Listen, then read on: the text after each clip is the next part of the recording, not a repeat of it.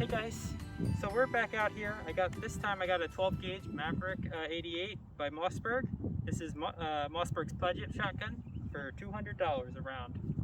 But also with me I have the Stevens 320 in 12 gauge, up from the 20 I had before, which is also about $200. So I have both these out here today, and we're going to directly compare them if that's all right with you. So, right here we have, as I said, the Mossberg Maverick 88. So when Mossberg bought a company named Maverick, they started using their name to produce budget shotguns like this. But yeah, Eagle Pass, Texas is supposedly where these are made. There's a rumor about them secretly being made in Mexico, but we're not going to entertain those right now. What we're worried about is how this thing works, how it functions, and how it is compared to other shotguns. More or less, this is like just an economic version of the other Mossberg shotguns. A lot of the parts are compatible with the Mossberg 500, 590, but not all of them. You really have to go part by part. On the other hand, it's got some controls that are arguably better, such as the safety being here instead of on the actual thumb place. If you like that better, like I do, that's a good thing. If you like how Mossberg normally does it, that's a bad thing. But more or less, it's a Mossberg shotgun for $200. Locks up the same way with the little locking block going into the roof of the barrel that protrudes into the receiver. But yeah, that's this. So on the opposing team, we have the Savage Stevens 320. So when Savage bought Stevens, they used it as their budget line. This thing's, you know, $200 give or take, depending on where you get it. Sometimes these go up to like $300. Yeah, these are not based upon anything that is currently in production elsewhere. These are a Chinese made, so glory to the People's Republic of China, and imported to the US by Savage under the Stevens name. And what they end up using for the basis of this is actually an old 20th century pump action shotgun that no one makes anymore, called the Winchester 1300.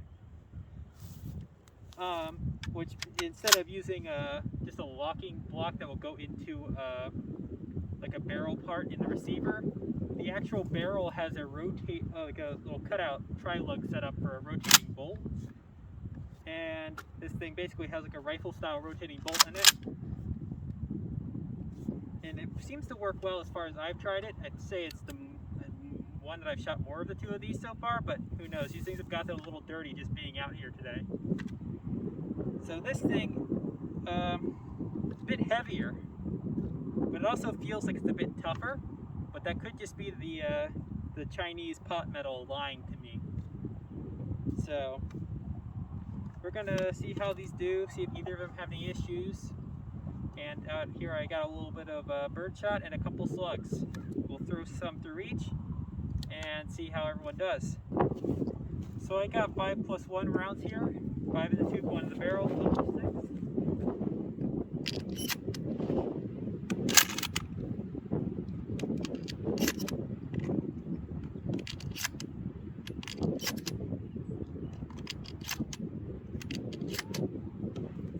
Alright, I noticed that there's some remains of the clay discs from when we came out here before with the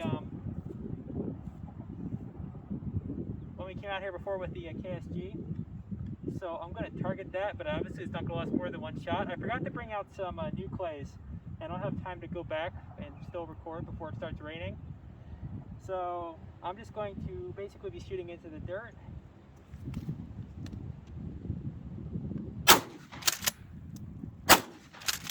Whole piece here.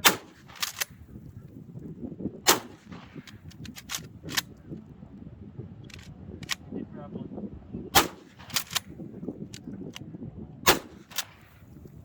All of them. I thought it didn't grab one, but it looks like it got all of them in there, no problem. Barrel's a little warm to the touch, but not too hot. Yeah,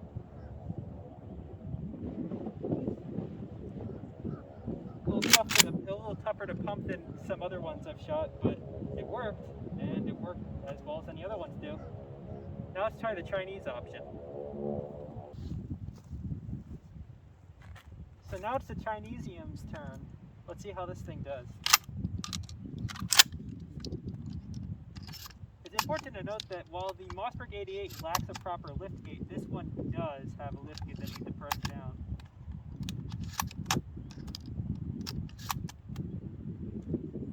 Alright. I don't have anything to shoot at this time, so it's just going into the dirt right away.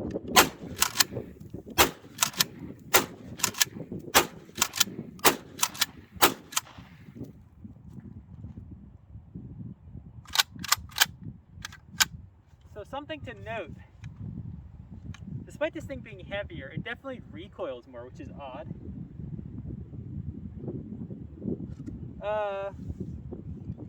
Yeah, this thing, I don't know. The controls are a lot smoother. They work a lot better. But the actual, actual like impact of the recoil is just a little tougher. Maybe it's the stocks, I'm not sure. This thing does weigh a little bit more, which is weird. You would think it would have less recoil. So while we're on the idea of recoil, let's try out some slugs, alright? So, I got my box of Remington slugs. I only got 5 in the pack, so that's how much we're going to shoot, not 5 plus 1. But one thing to note before you try slugs, make sure you don't have any chokes on it before you blow them out the end and ruin your gun potentially.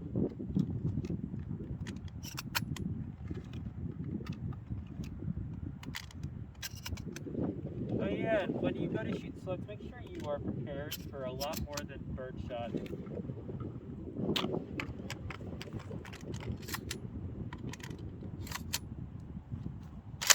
I know I'm not prepared.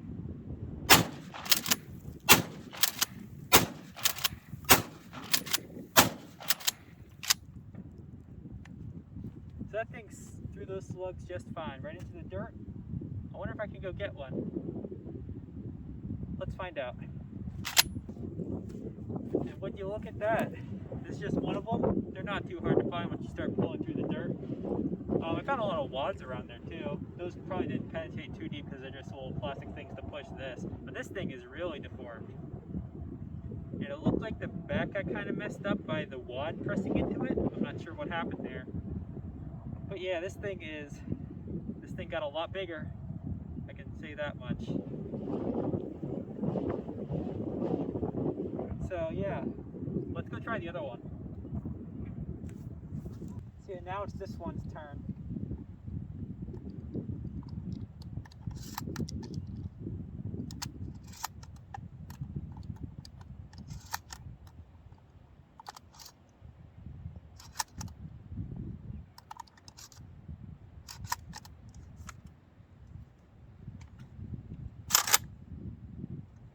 I hope you're ready.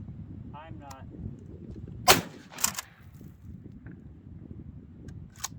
Jammed?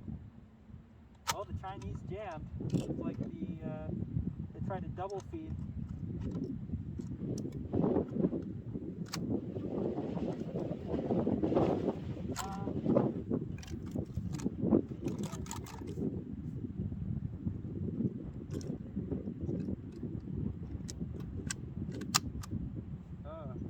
This is a ugly, actually. A few moments later.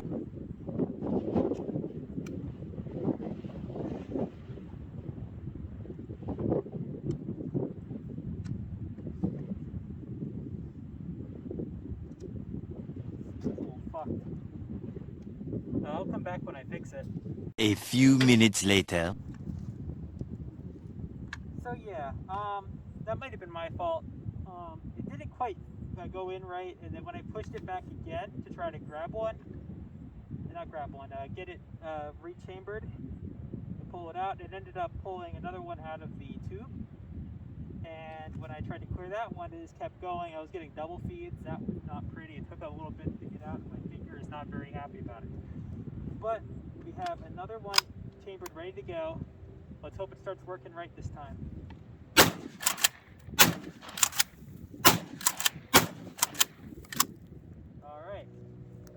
Yeah, this thing definitely has more recoil than the 88. I don't know what's going on with the 88, but that thing kicked. This thing kicks like a mule, really. I actually don't know how long this thing can handle it, because if it kicks like that, it must be wearing down some of the parts, especially since it's just an aluminum receiver, and this is still a steel barrel.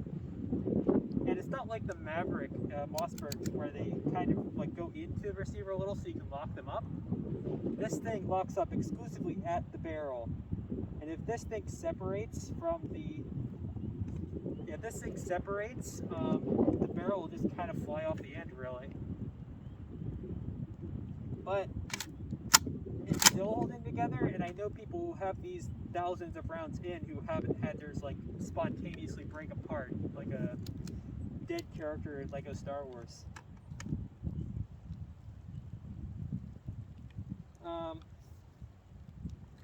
Yeah, this thing, I don't know. It feels like it's more solid, but it kicks more, which is weird. Might be this actual recoil pad just too stiff or something, but it is harsh, really harsh. Like that Mossberg 88 was not a problem. It worked pretty damn well. This thing, on the other hand, was actually beating my ass. I don't know. It's still a good gun. If you get like reduced recoil, you'll probably be able to handle it no matter who you are.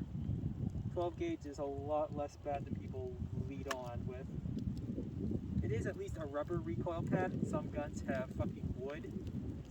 Some even have like metal with no absorption whatsoever. So I'm sure it's better than a lot. It's just a lot rougher than the Mossberg. And since these are both around the same price point, and the other one's American, I think General Z might be, not General, what is his name? President? Yeah, President Z is losing out on this one a little bit. Just a little though. But who knows, maybe mine's just a little screwy. But if I had to say, I'd go with the Mossberg. This thing is definitely a solid option if you want to have more than one. Maybe switch it every so once in a while. But between the lack of aftermarket support this thing has, because, you know, extinct shotgun line, versus modern Mossberg options, I don't know, this thing would not be the primary gunfighter for me. But all in all, it at least works. Aside from the time of jam, may or may not be my fault. I'll let you guys figure that one out for yourselves. And no major part breakages or extreme wear that I've been made aware of. Looks like everything's fine. So yeah, it's starting to rain here, so let's finish the rest of the video at home. Given the price value of each of these, it's not surprising to imagine someone would get both, but if I had to get one for the first time again, I'd probably get the 88 just because it's a bit more, I don't know, it just worked better and it recoiled a little less on those slugs. The difference between the recoil was the difference between pain and adrenaline. So, thanks everyone for coming in and watching. If you haven't already, this is the point where I politely ask you to subscribe. For some reason, most of you aren't, so if you aren't already subscribed, I would recommend doing that now. But yeah, thanks for coming in. I'll be back in about 2 weeks. You'll probably get a short between now and the next episode too, so stay tuned.